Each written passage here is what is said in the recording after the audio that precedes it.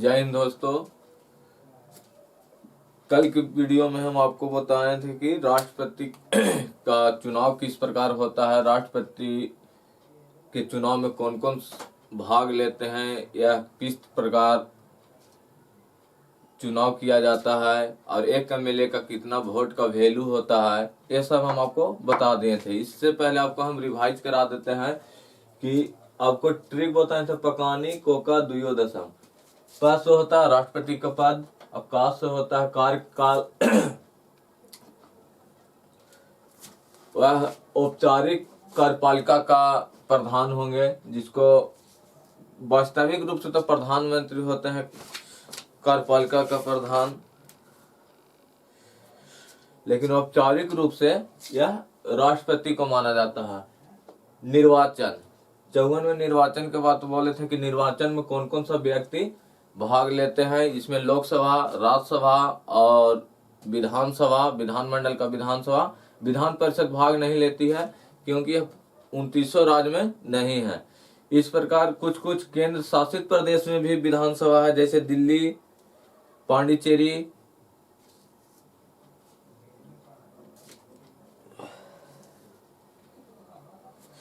दिल्ली और पांडिचेरी भी विधानसभा है, जिसके तहत वह भाग लेते हैं राष्ट्रपति के चुनाव में।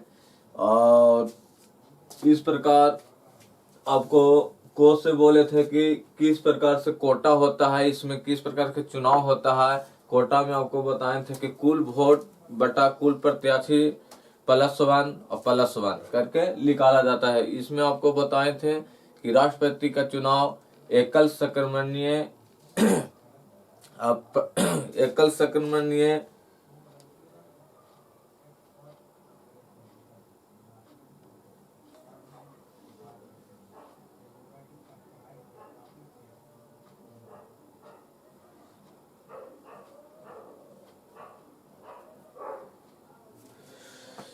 राष्ट्रपति के चुनाव में एकल संक्रमणीय अनुपातिक पद्धति द्वारा अप्रत्यक्ष रूप से गुप्त मतदान होती है। और इसमें ऐसा नहीं कि हम एक को वोट देते हैं और दूसरे को वोट नहीं देते हैं तो हमारा वोट रद्द हो जाता है मुख्य पंचायती राज चुनाव में। लेकिन इसमें हम जितने प्रत्याशी हैं सबको वोट देंगे, लेकिन इन्हें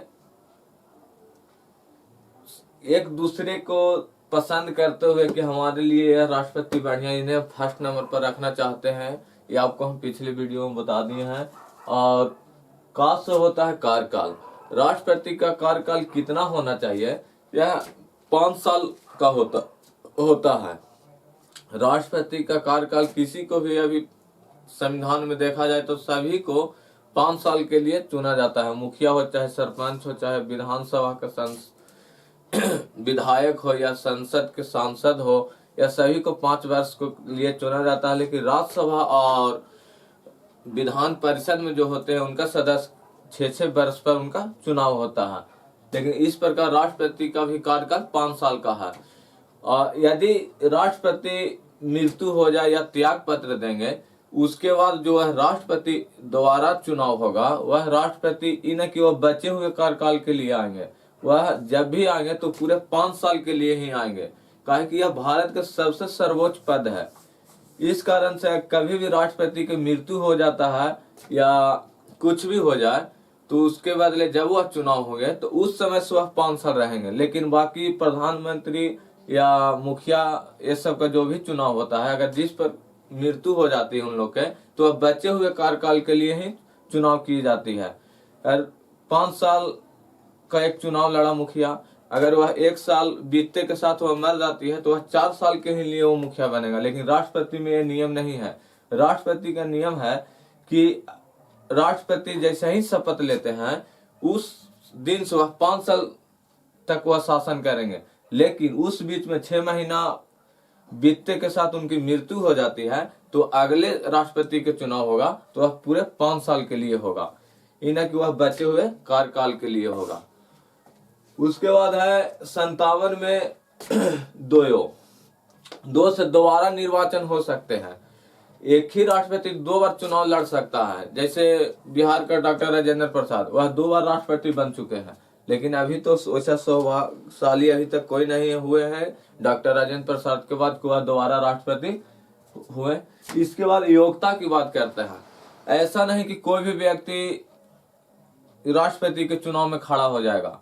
इसके चलते कुछ नियम प्रोटोकॉल लगाया गया है, जिसके तहत राष्ट्रपति के चुनाव में सभी भीड़ हो जाता है। उस भीड़ को रोकने के लिए ऐसे पंचायती चुनाव में या किसी भी चुनाव में देखते होंगे कि सब कोई नॉमिनेशन करा लेते थे। इस प्रकार भारत की इतना जनसंख्या था तो सभी लोग का मन है कि हम राष्ट्रपति बने, इसलिए उसको रोकने के लिए, उस भीड़ को रोकने के लिए राष्ट्रपति के लिए एक योग्यता बनाया गया है कि वह भारत का नागरिक हो, जिनका उम्र 35 वर्ष होना चाहिए और संसद में 50 प्रस्तावक और 50 अनुमोदन होना जरूरी है। प्रस्तावक का मतलब होता है कि 50 व्यक्ति आपको डिसाइड करे कि हाँ हम इन्हें व्यक्ति को हम चुनना चाहते हैं या राष्ट्रपति के योग है, हम इन्हें खड़ा करना चाहते हैं, और वह 50 अलग से आदमी वह अनुमोदन दे, हाँ हम लोग भी इनका समर्थक हैं। तो 50-50 100 संसद जब आपका सपोर्ट करती है तब आप राष्ट्रपति में खड़ा हो सकते हैं। इसलिए राष्ट्रपति के भीड़ को यहीं पे रोक दिया गया कि अगर 50 संसद आपको अनुमोदन देती है कि हम इन्हें पसंद करते हैं तो इनको अनुमोदन खड़ा किया जाएगा। यदि और अलग से 50 आदमी अब प्रस्तावक भी कह देता है कि हाँ एक व्यक्ति को हम सपोर्ट करते हैं, तो वह राष्ट्रपति के चुनाव में खड़ा हो सकते हैं।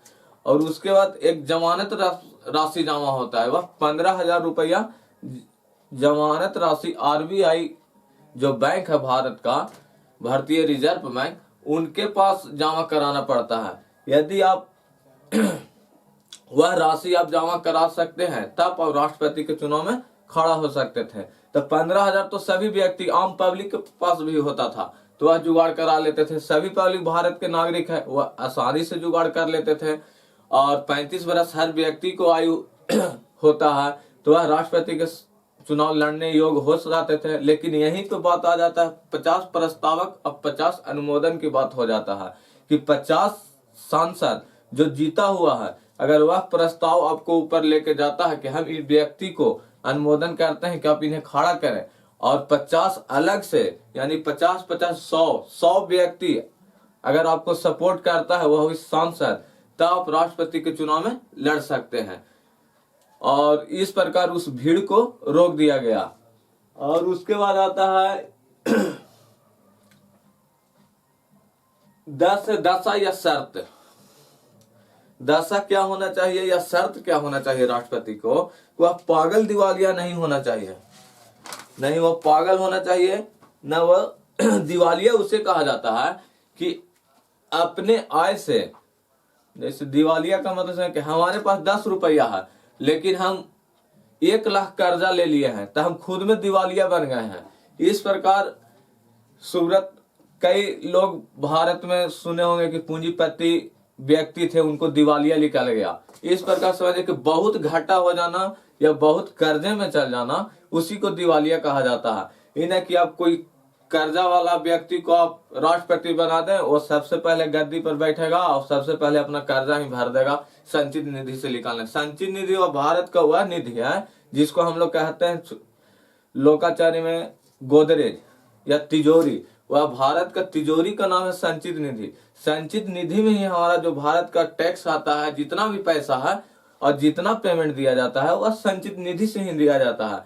इसलिए राष्ट्रपति के बिना साइन से वह संचित निधि से न पैसा निकलेगा नहीं कुछ होगा। और जब पता चलेगा कि अगर दिवालिया व्यक्ति को आप राष्ट्रपति बना दिए हैं तो सबसे पहले वह अपना कर्जा माफ कर देगा। और इसीलिए वह पागल भी नहीं होना चाहिए, दिवालिया भी नहीं होना चाहिए, और लाभ का पद नहीं होना चाहिए। लाभ का पद उसे कहा जाता है, लाभ का पद होता है कि अगर किसी को सरकारी नौकरी है तो वह लाभ का पद है। विधायक, मुखिया, ये सब लाभ की पद में नहीं आता है, यह तो जनता के सेवक के रूप में आते हैं। इसलिए लाभ के पद पर वह राष्ट्रपति को नहीं होना चाहिए। यदि वह व्यक्ति लाभ का पद पर है और वह चुनाव लड़ना चाहता है तो सबसे पहले वह अपना सरकारी नौकरी को रिजाइन मारेगा, तब वह राष्ट्रपति का चुनाव लड़ेगा। लेकिन यदि कोई जीता हुआ मुखिया हो, चाहे विधायक हो, चाहे सांसद हो, यदि वह चुनाव लड़ेगा तो वह जीतने के बाद वह रिजाइन मारता है। इसलिए मंत्री लोग अपने सर्टिफाई के लिए अपने लिए अलग कानून बनाए हैं कि जब हम राष्ट्रपति के चुनाव जीतेंगे तब हम यह नौकरी को रिजाइन, सांसद या विधायक का इस्तीफा देंगे। अगर नहीं जीतेंगे तो मेरा तो सीट बरकरार है, लेकिन यह सरकारी नौकरी वालों को अगर लड़ना भी चाहते हैं तो वह नहीं लड़ पाएंगे, क्योंकि वह जब वह चुनाव लड़ने से पहले उन्हें अपनी नौकरी से इस्तीफा देना पड़ेगा, तब वह चुनाव में नामांकन करा सकते हैं। और नहीं वह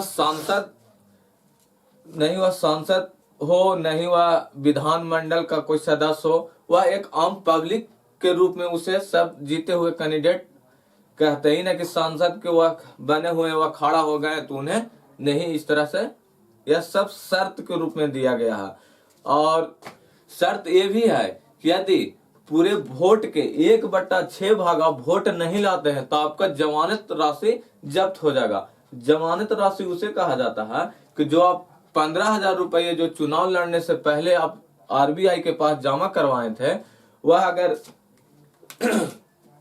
1/6 वोट नहीं पाते हैं, मान लिया जाए कि आप पूरा वोटिंग हुआ 1,000 का,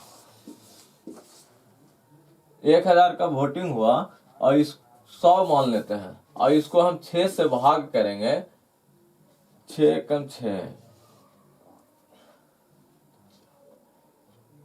6 छक 36। अगर इतना 16 वोट आप पाते हैं,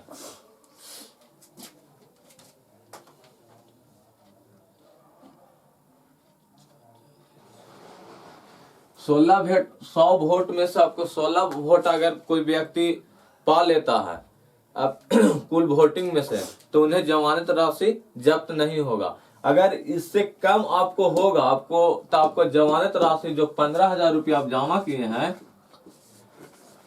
वह जमानत राशि आपको आरबीआई के पास ही जब्त हो जाएगी।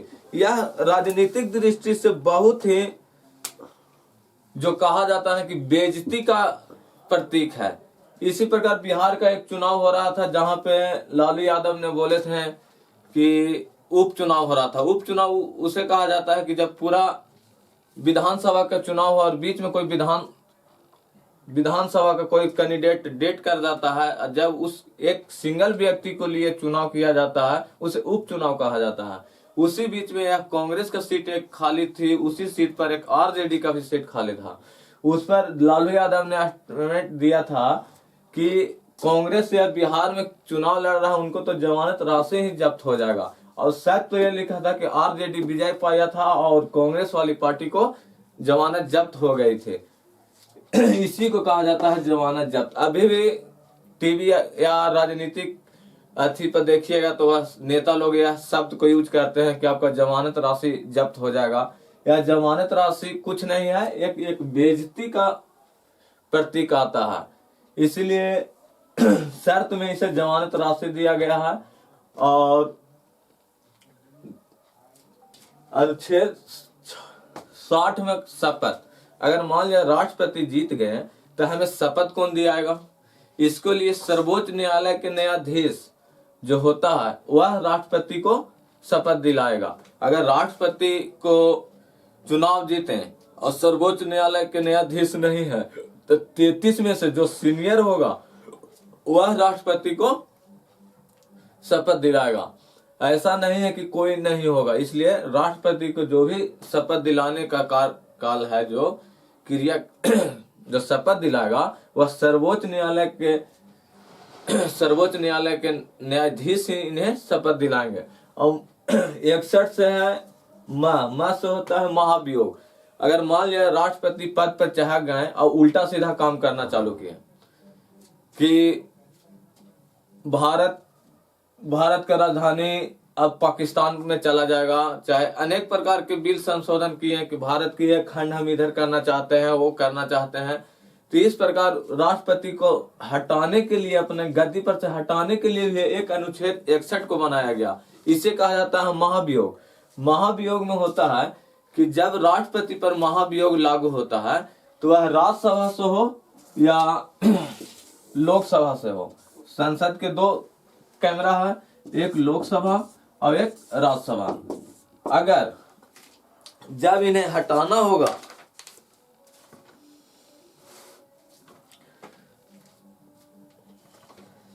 तो महाभियोग में इनमें से कौन कौन कैंडिडेट भाग लेते हैं? तो जो लोकसभा के जो जितने सांसद हैं और राज्यसभा के जो जितने भी सांसद हैं वह 2/3 से इसे पारित कर यह लोकसभा में भेजेगा। और इसमें वोटिंग करने के लिए जो लोकसभा में 2 एंग्लो इंडियन था और जो राज्यसभा में 12 मनोनीत सदस्य थे राष्ट्रपति द्वारा, वो भी लतियाने में राष्ट्रपति को वोट देंगे कि नहीं ये राष्ट्रपति गलत काम कर रहा। लेकिन जब राष्ट्रपति का चुनाव हो रहा था तो नहीं ये 12 व्यक्ति राष्ट्रपति को वोट दे रहा था, नहीं ये लोकसभा के 2 एंग्लो इंडियन वोट दे रहा था। इसलिए जब राष्ट्रपति पर महाभियोग लगता है तो लोकसभा और राज्यसभा दोनों मिलकर उसे राष्ट्रपति के पद से हटा दिया जाता है। राष्ट्रपति का महाभियोग यह अमेरिका के संविधान से लाया गया है। और जब यह राष्ट्रपति का पारित, जब जानते हैं कि राष्ट्रपति गलत काम कर रहा है तो लोकसभा या राज्यसभा दोनों से चालू होगा। इसको पारित करने के लिए 1/4 से अधिक करना पड़ता है, चालू करना पड़ता है। अगर 1/4 आपको बहुमत हो जाता है तब आपको 2/3 से आपको पारित कर लोकसभा में भेजे पड़ता है। और लोकसभा में अगर भेज रहे, राज्यसभा में भेज रहे हैं, अगर लोकसभा से यह पारित हुआ 2/3 से, अगर राज्यसभा में यह जा रहा है तो राष्ट्रपति को 14 दिन पहले उन्हें सूचना दिया जाता है कि आपको एक कारण से हम आपको हटा रहे हैं या लतिया रहे हैं, चाहे महाभियोग उन्हें कहा जाता है कि हम आपको यह गद्दी से हटाना चाहते हैं। तो आप यहाँ लोकसभा में जाकर राष्ट्रपति यह वक्तव्य नहीं देगा, उन्हें राज्यसभा में जाना पड़ेगा कि हमको ऐसा कोई इरादा नहीं था, हम इसके करने का मतलब हमका सोच सही था कि हम पाकिस्तान को राजधानी बनाकर हम फिर उसे भारत में मिला लेंगे। अगर राज्यसभा को आप समझा सकते हैं तो ठीक है, अगर नहीं समझा पाए तो ये भी 2/3 से अगर पारित कर दिया तो आपको राष्ट्रपति का पद समाप्त हो जाएगा। अभी तक भारत में ऐसा कोई भी राष्ट्रपति है जिन पर महाभियोग नहीं लगा है। इस प्रकार आपको भाग 5 का जो संघ पढ़ा रहे थे आपको 60 अनुच्छेद क्लियर हो गया। पहला 52 अनुच्छेद में था राष्ट्रपति का पद। राष्ट्रपति का पद यह ब्रिटेन से लाया गया था। और 53 में यह कार्यपालिका का औपचारिक प्रधान थे। और 54 अनुच्छेद में था कि निर्वाचन में कौन कौन व्यक्ति भाग लेगा, लोकसभा, राज्यसभा, विधानसभा यह भाग लेगी। और 55 में कोटा की बात कहे थे, जिसको में एकल संक्रमणीय अनुपातिक पद्धति द्वारा अप्रत्यक्ष रूप से गुप्त मतदान हुआ। और कोटा इसी में है कि कुल वोट बटा कुल प्रत्याशी +1 और उसके बाद 56 में कार्यकाल, राष्ट्रपति का कितना कार्यकाल होगा, यह 5 साल तक होगा। और 57 में दोबारा निर्वाचन राष्ट्रपति हो सकते हैं कि नहीं, अभी तक दोबारा निर्वाचन डॉक्टर राजेंद्र प्रसाद ही हुए हैं। और योग्यता, वह राष्ट्रपति को पद पर योग्यता क्या चाहिए, वह भारत के नागरिक होना चाहिए, उनका आयु 35 वर्ष होना चाहिए और 15,000 रुपये उन्हें जमानत राशि होना चाहिए और 50 प्रस्तावक और 50 अनुमोदन। राष्ट्रपति के चुनाव में अगर संसद यह बात कहती है तो वह राष्ट्रपति के चुनाव लड़ेंगे। और 10 से शर्त या दशा, न वह पागल होना चाहिए, नहीं वह दिवालिया होना चाहिए, नहीं वह लाभ के पद पर होना चाहिए और न ही कोई सांसद हो, न या विधानसभा के किसी का भी सदस्य नहीं होना चाहिए। और शपथ से होता है कि आपको राष्ट्रपति का चुनाव जीते तो इन्हें शपथ कौन दिलाएगा, वह सर्वोच्च न्यायालय के न्यायाधीश शपथ दिलाएंगे। और मत से आपको बताएं कि महाभियोग अगर राष्ट्रपति पर लगता है तो उन्हें पारित करने 1/4 अथी करना चाहिए, पारित करने के लिए करना चाहिए। अगर लोकसभा से राज्यसभा में भेजना है तो 2/3 से आपको पारित करना पड़ेगा। या चालू करने के लिए राष्ट्रपति के सब महाभियोग चालू करने के लिए 1/4 वोट आपको जरूरी है। अगर इतना जुटा सकते हैं कि राष्ट्रपति गलत कर रहा है, तब लोकसभा में आपको 2/3 से पारित कर वह राज्यसभा में जाएगी। अगर राज्यसभा ने इसे 2/3 से पारित कर दिया तो पक्का है कि राष्ट्रपति का पद समाप्त हो जाएगा। इसलिए लोकसभा जब पारित 2/3 से कर देता है तो राष्ट्रपति को 14 दिन पहले इन्हें सूचना दे देता है कि हम अपने लोकसभा से आपको लतिया दिए हैं, आप राज्यसभा में जाके अपना वक्तव्य दे सकते हैं। अगर राज्यसभा उनको स्थिति को राष्ट्रपति को समझता है तो ठीक है, अगर नहीं तो 2/3 से अगर यह पारित कर देता है तो यह राष्ट्रपति का पद समाप्त होगा। इसलिए भीमराव अंबेडकर को न यह संविधान को ऐसा लिखे कि इसे कोई अपना खजाना समझे या अपना रवाब समझे या आगे चलकर इन्हें गिराने का भी काम किए हैं। किसी को ज्यादा न सख्त कानून बनाए हैं न किसी के लिए सिंपल कानून बनाना है। इसलिए कहा जाता है कि भारत का संविधान सबसे महत्वपूर्ण संविधान है। इसमें तो 370 भी आप देखें कि हट गया। इसके बाद जब 370 आपको पढ़ाएंगे तो यह सब प्रावधान लाया गया था।